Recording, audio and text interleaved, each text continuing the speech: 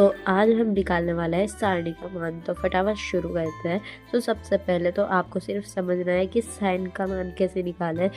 Sign का मान निकालना सीख जाओगे तो बाकी के अपने आप कर लोगे आप। तो सबसे पहले तो साइन का मान निकालने के लिए मैंने ये एक कागज ले लिया, इसमें कहते हैं। तो क्या करेंगे, सबसे पहले 0 से 1 2 3 और 4 तक काउंटिंग लिख लेंगे। सबको 4 से डिवाइड कर देंगे। किससे?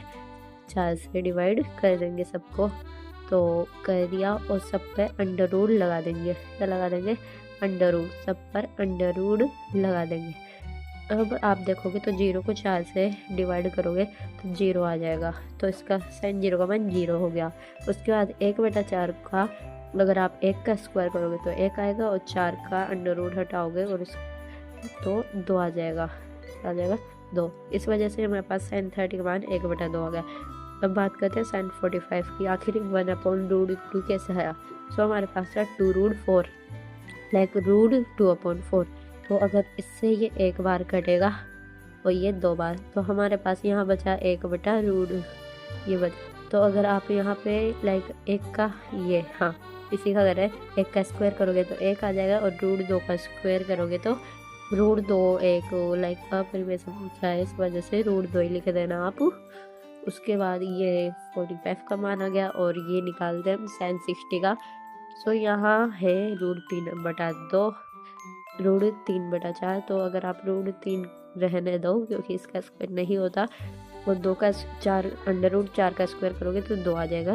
तो ये मान निकल जाएगा। और साइन 90 की बात करें तो 4 से 4 एक बार कट जाता है और जो 1 का स्क्वायर होता है वो 1 ही होता है, इस वजह से यहाँ 1 आ गया।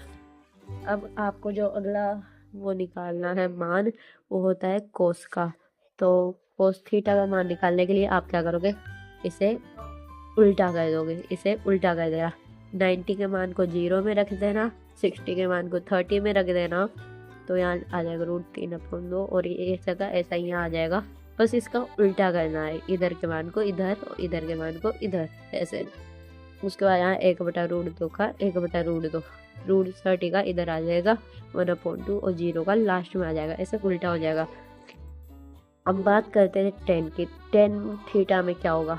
टेन थीटा में कुछ नहीं होगा, बस आपका जो ये रहेगा साइन थीटा, इसमें कोस थीटा का भाग चला जाएगा। तो सबसे पहले तो ये तो सबसे पहले हम अगर साइन 0 में का लाइक कोस 0 से भाग करेंगे तो 0/1। तो जो हमारे पास टेन 0 का मान आएगा वो आ जाएगा 0। क्या आएगा? टेन 0 का मान है वो 0 आ जाएगा। उसके बाद 1030 के मान की बात करें तो 1030 का मान अगर इसको इसमें भाग दोगे तो 1/√3 आ जाएगा।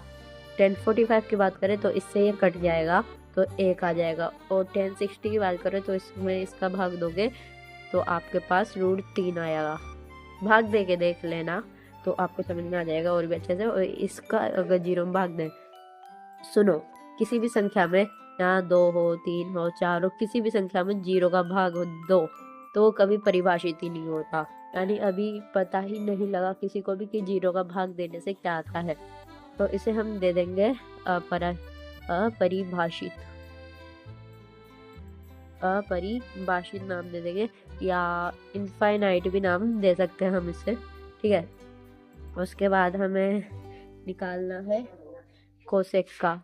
तो कोसेक का मान निकालने के लिए कोसेक 30 का मान निकालने कोसेक थीटा का मान निकालने के लिए हम क्या करेंगे, साइन थीटा को उल्टा कर देंगे।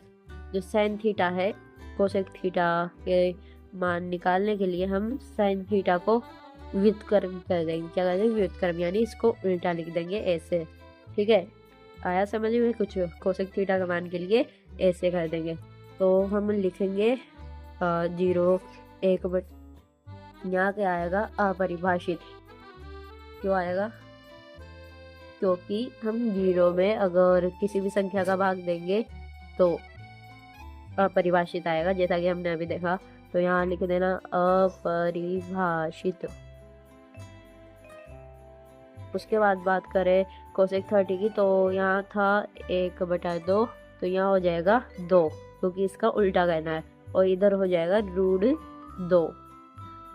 और यहाँ पर इसकी जगह आ जाएगा 2/√3। तो यहाँ पर 1/1 का 1 ही आ जाएगा।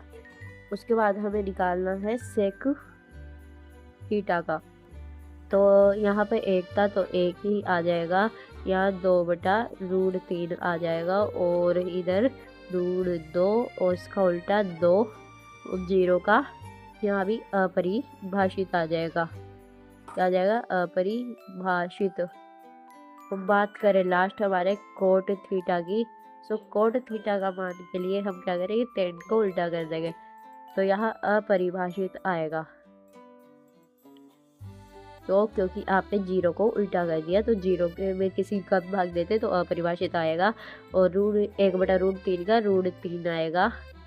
1 का 1 ही आ जाएगा, क्योंकि 1 में किसी भी संख्या का भाग दे तो 1 ही आता है।